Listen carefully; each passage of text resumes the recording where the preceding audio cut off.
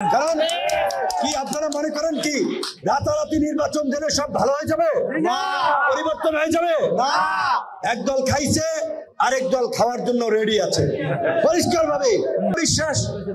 চরাঞ্চলের মানুষ জানেন গলাচিপা 10 মিনা নির্বাচনী এলাকা শুনেছি যে রাজনৈতিক দলের নেতাদের ছত্রছায়ায় চোর দখল করতেছে। আজকে আমরা শুনবো নুরুল হক নূরের বক্তব্য। নুরুল হক নূর বলেছেন 2 বছরে কোনো নির্বাচন হবে না, 2 বছরে কোনো নির্বাচন হবে না। এই নিয়ে কি বলেছেন নুরুল হাসান নূর, আজকে আমরা সেটাই শুনবো নুরুল হাসান নূরের মুখেই। চলুন এখন আমরা বেশি দেরি না করে দেখে আসি নুরুল হাসান নূর কি বলেন। এখন নির্বাচন হয় নাই, 2 বছর আগে কোনো নির্বাচন নাই দেশে। কারণ কি আপনারা মনে করেন কি রাতারাতি নির্বাচন দিলে সব ভালো হয়ে যাবে? পরিবর্তন হয়ে যাবে?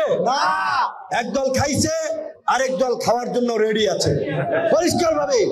এই প্রশাসন ঠিক না করে, রাষ্ট্র সংস্কার না করে আগামী 2 বছর আগে কোনো নির্বাচন আমরা চাই না। 4 মাস হতে যাচ্ছে, এই 4 মাসে আমরা কিছু ঘটনা যা লক্ষ্য করছি সেটা আমাদের জন্য অশনি সংকেত। আমরা পরিষ্কারভাবে বলেছি 5ই আগস্টে শেখ হাসিনার পালিয়ে যাওয়ার মধ্যে দিয়ে আমাদের প্রাথমিক বিজয় হয়েছে, চূড়ান্ত বিজয় অর্জিত হয় নাই। যতক্ষণ পর্যন্ত না আমরা নতুন রাজনৈতিক বন্দোবস্ত, নতুন সমাজ এবং রাষ্ট্র ব্যবস্থা গড়ে তুলতে না পারবো ততক্ষণ পর্যন্ত এই গণ অভ্যুত্থানের সুফল জনগণ পাবে না, আমরা চূড়ান্ত বিজয় বলতে পারি না। দুঃখ হয়, কষ্ট লাগে এবং আফসোস হয় শেখ হাসিনার পতন দেখেও এরা শিক্ষা নেয় নাই। কোন কোন রাজনৈতিক দলের নেতৃবৃন্দের ঔদ্ধত্য, আচরণ, কর্মকাণ্ড, স্রেফ আওয়ামী লীগ যা করেছিল, আওয়ামী লীগের নেতা কর্মীরা যা করেছিল তারই একটা রূপান্তর, তারই একটা ভূমিকা আমরা দেখতে পাচ্ছি। আমি চর বিশ্বাস চরাঞ্চলের মানুষ জানেন গলাচিপা 10 মিনা নির্বাচনী এলাকা শুনেছি যে রাজনৈতিক দলের নেতাদের ছত্রছায়ায় চোর দখল করতেছে। মানুষের মহিষ নিয়ে আসে, মানুষের কাছ থেকে চাঁদা নেয়, যে ব্যবসা করে সেটার জন্য বলে যে চাঁদা দিতে হবে আপনাকে, কিংবা যারা টিসিবি ওএমএস পেয়েছে সেই চাল বন্টন করতে গিয়ে রাজনৈতিক নেতাদের দ্বারা বাধাগ্রস্ত হয় যে তাদের লিস্ট দেওয়া লাগবে।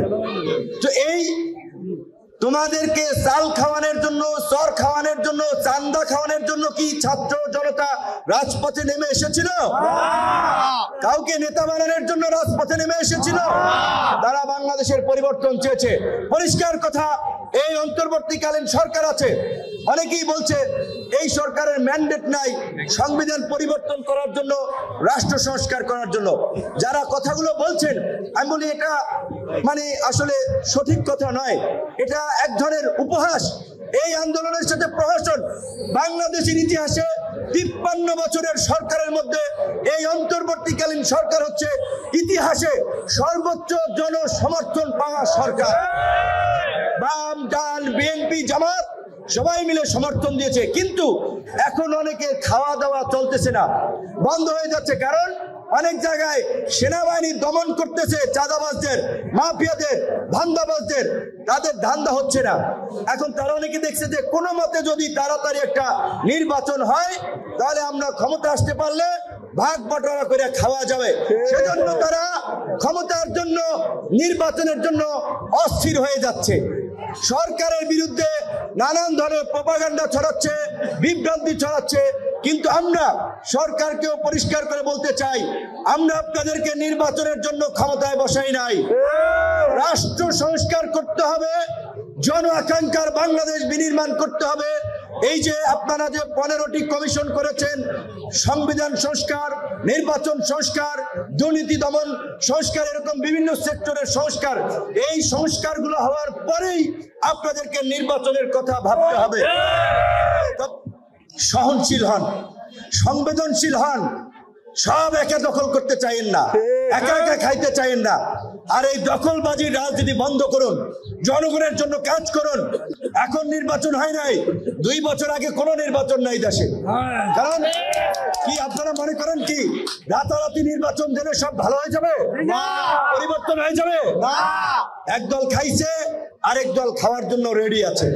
পরিষ্কার ভাবে এই প্রশাসন ঠিক না করে, রাষ্ট্র সংস্কার না করে আগামী 2 বছর আগে কোনো নির্বাচন আমরা চাই না। আইন শৃঙ্খলা পরিস্থিতি খুব বেশি উন্নতি হয় নাই, আইন শৃঙ্খলা বাহিনী খুব ভালোভাবে কাজ করতে পারছে না। কারণ আর একটা বাস্তবতা আমরা লক্ষ্য করছি, প্রশাসনের ব্যক্তিরা সবাই না, কতিপয় ব্যক্তি এখনই তাদের কেবলা ঘুরিয়ে দিচ্ছে অন্যদিকে। সরি টু সে, বলতে বাধ্য হচ্ছে। এই কারণে প্রশাসনের কিছু লোকজন এখনই তাদের যে ভাবভঙ্গি, আচার আচরণ,